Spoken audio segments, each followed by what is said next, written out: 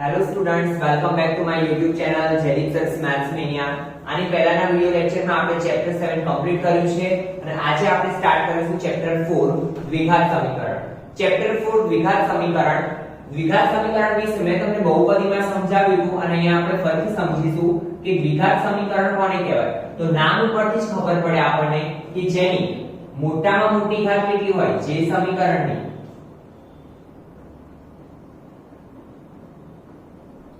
મોટામાં મોટી ઘાત 2 હોય તેને શું કહેવાય? દ્વિઘાત સમીકરણ.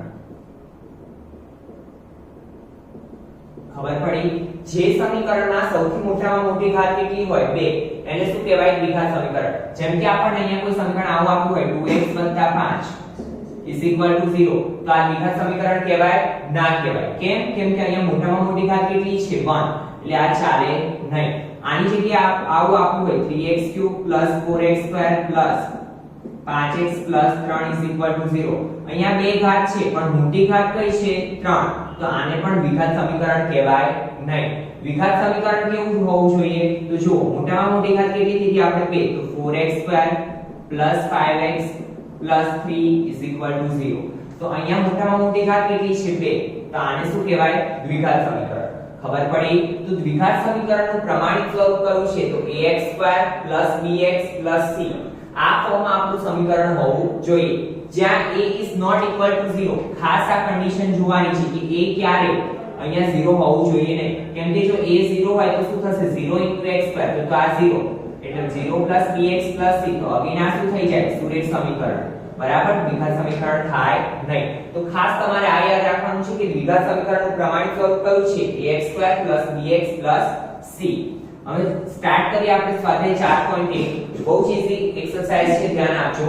નીચે આપેલા સમીકરણો દ્વિઘાત સમીકરણ છે કે કેમ તે ચકાસો. આપણને સમીકરણ આપ્યા છે અને આપણે ચેક કરવાનું છે કે આ દ્વિઘાત સમીકરણ છે કે નથી એમ. બરાબર? તો અહીંયા જુઓ, x + 1/2 = 2 × x - 3. તો સૌથી પહેલા આ તમને ખબર છે કે આ a + b ના હોલ સ્ક્વેર નું સૂત્ર શું થાય? a² વચ્ચેના પદની નિશાની 2ab + 2ab + b². બરાબર? આ તમે 9મા ધોરણમાં 8મા ધોરણમાં ભણી ગયા છો, તો ખાસ ધ્યાન આપજો. a² + 2ab + b². તો આ સૂત્ર આપણે અહીંયા એપ્લાય કરીશું. તો કઈ રીતે થશે? આ a + b નો હોલ સ્ક્વેર, તો x² a no square plus 2x * 1 2ab, અહીંયા લખું છું નીચે, પ્લસ b² = આ બાજુ શું થશે? 2 નો ગુણાકાર x જોડે પણ થાય, 3 જોડે પણ થાય, તો 2x - 2 તરી 6. ખબર પડી અહીંયા સુધી? હવે જુઓ, અહીંયા x² plus 2 * 2x plus 1 = 2x - 6. 2x 2x cut, તો x² પ્લસ 1 આ છે, આ બાજુ લઈ લો, પ્લસ 6 બરાબર 0. તો x² + 7 બરાબર 0. તો જો અહીંયા આપણી જોડે મોટામાં મોટી ઘાત કેટલી મળી? 2. માટે આપેલ સમીકરણ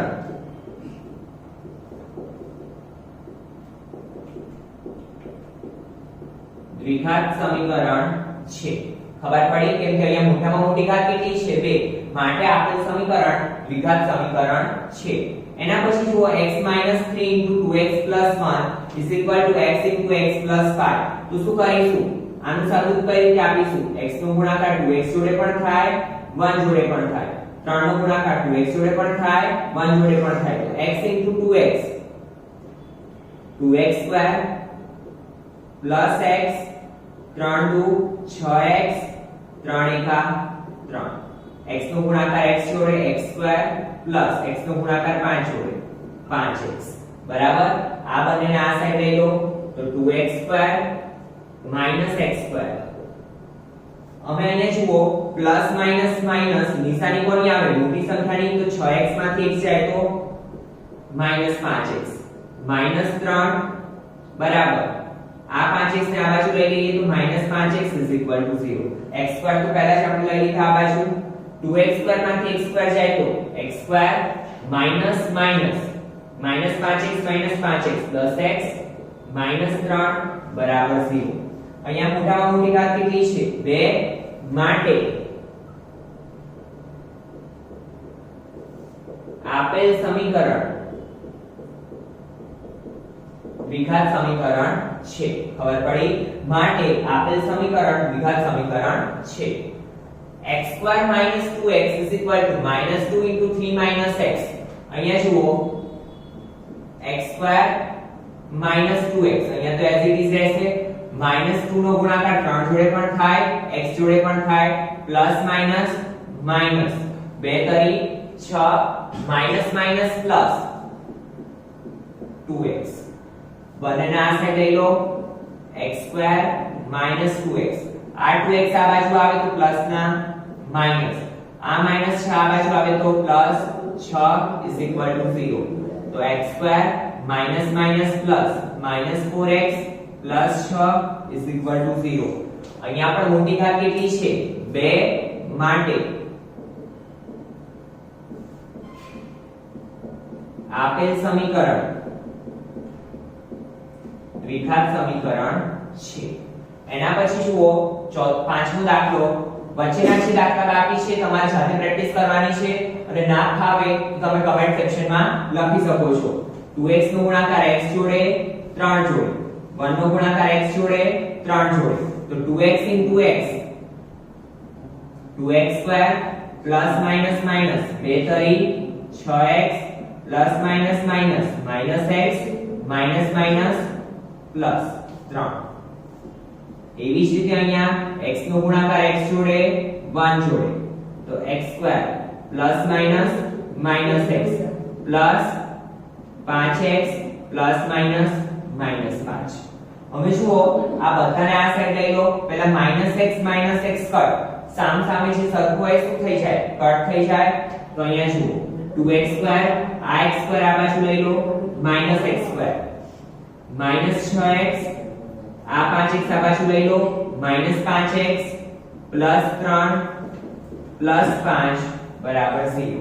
બરાબર. હવે શું અહીંયા 2x2 x2 x2 minus minus plus 3 + 5 8 બરાબર 0. અહીંયા પણ કેટલી મળી મોટામાં મોટી ઘાત 2 માટે આપેલ સમીકરણ દ્વિઘાત સમીકરણ છે. એના પછી જુઓ દાખલા નંબર 7 x + 2 નો હોલ ક્યુબ. તો આના માટે આપણને સૂત્ર આવડવું જોઈએ a + b ના હોલ ક્યુબ. તો a + b ના હોલ ક્યુબ નું સૂત્ર શું છે a³ + b³ a નો ઘન વત્તા b નો ઘન વત્તા 3a²b + 3ab². તો આ સૂત્ર આપણે અહીં એપ્લાય કરીશું. બરાબર. x + 2 નો ઘન તો x ને a લઈ લો તો x નો ઘન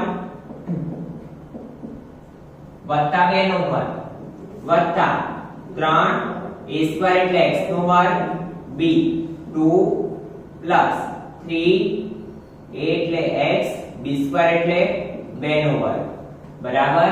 એના પછી શું કરવાનું આ બાજુ 2x * x², 2x નો ક્યુબ x ની 2 ઘાત વત્તા 1 એટલે x ની 3 ઘાત પ્લસ માઈનસ માઈનસ -2x.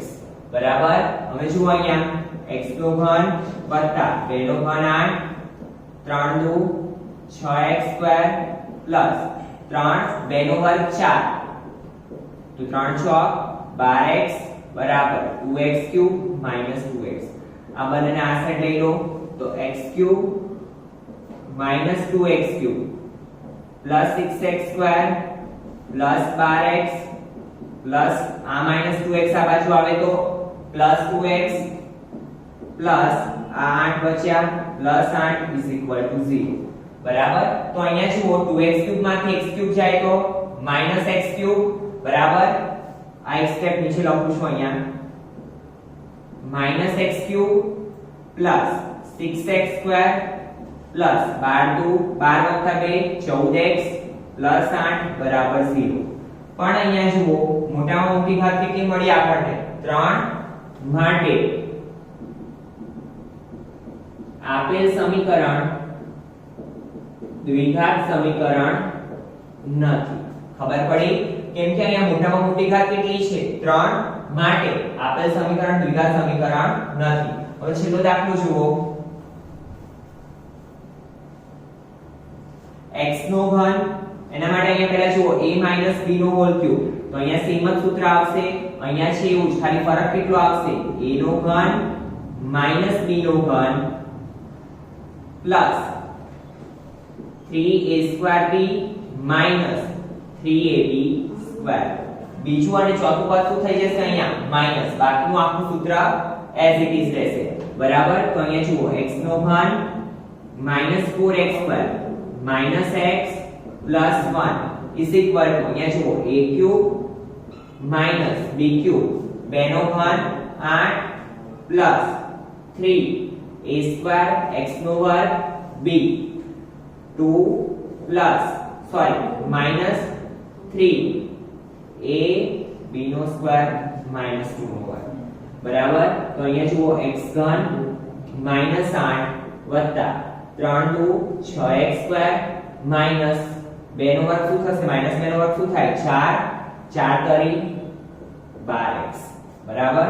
તો અહીંયા જુઓ x નો ઘન -4x2 x plus 1, x નો ઘન ઉડી ગયો, બાકીનાને આ સાઈડ લઈ લો, તો -4x2 plus 6x2 minus x plus 12x plus 1 8 આ બાજુ જાય તો plus 8 બરાબર 0 પ્લસ માઈનસ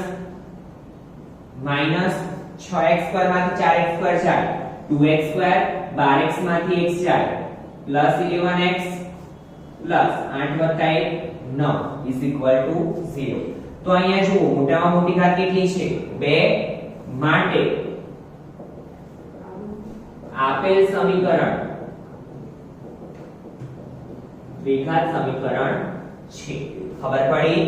તો એક જ વસ્તુ યાદ રાખવાની કે સમીકરણને સોલ્વ કર્યા પછી જો મોટામાં મોટી ઘાત 2 મળે તો શું થશે, દ્વિઘાત સમીકરણ છે, અને ના મળે તો દ્વિઘાત સમીકરણ નથી. બરાબર? તો આ સાથે તમારો ક્વેશ્ચન નંબર 1 પૂરો થાય છે. Thank you students.